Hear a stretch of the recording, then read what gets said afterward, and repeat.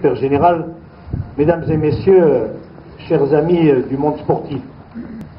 Je voudrais tout d'abord excuser André Vézinet, président du Conseil général, qui m'a demandé de le représenter et de vous adresser ses chaleureuses salutations. Ici, mon cher Alain, tu nous as invités à une inauguration sur un concept multiple. Bien sûr, le concept du sport, celui de l'aménagement du territoire, qui est la doctrine qui permet d'apporter des équipements au plus proche des citoyens.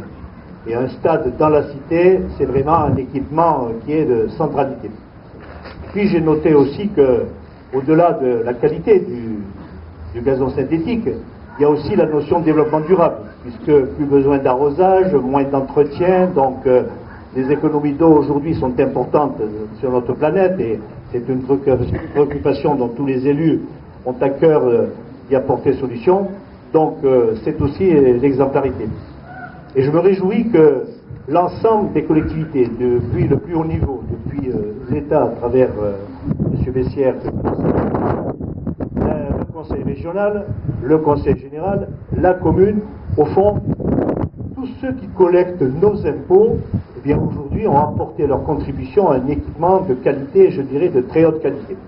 Cet équipement-là, qui s'adresse à la jeunesse, mais finalement on est jeune dans la tête tant qu'on pratique du sport, mais aussi quand on est après dirigeant, quand on est entraîneur, quand on est bénévole, et même quand on est devant la télévision. Le sport est un attrait particulier. Et lorsqu'on voit cette jeunesse qui aujourd'hui évolue sur le stade, quand j'ai relevé, monsieur le maire, près de 2000 pratiquants, entre les collégiens, les lycéens et puis les clubs sportifs, c'est-à-dire que quelque part un jour, les élites sortiront de là.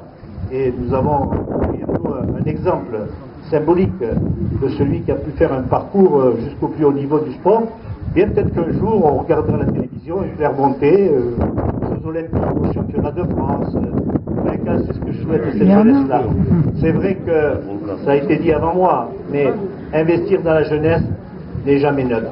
Ça a un coût pour la collectivité. Mais le sport est un des éléments qui transcende toutes les barrières sociales.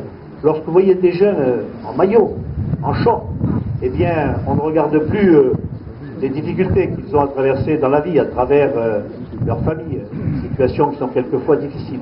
Dans le sport, ils s'épanouissent, ils apprennent l'esprit de discipline, ils apprennent aussi l'esprit de compétition, il faut toujours aller plus haut, porter plus haut les couleurs. C'est aussi un bel investissement, un bel exemple, et merci encore une fois, Alain, avec toute ton équipe principale, d'avoir initié et impulsé. Et enfin, d'avoir donné le nom de ce stade-là, le nom de M. Binet, figure qui a été rappelée, qui a bien marqué tous les esprits. Eh bien, je pense que madame, d'où il est, il doit rayonner. Et il doit se dire, mon esprit continue.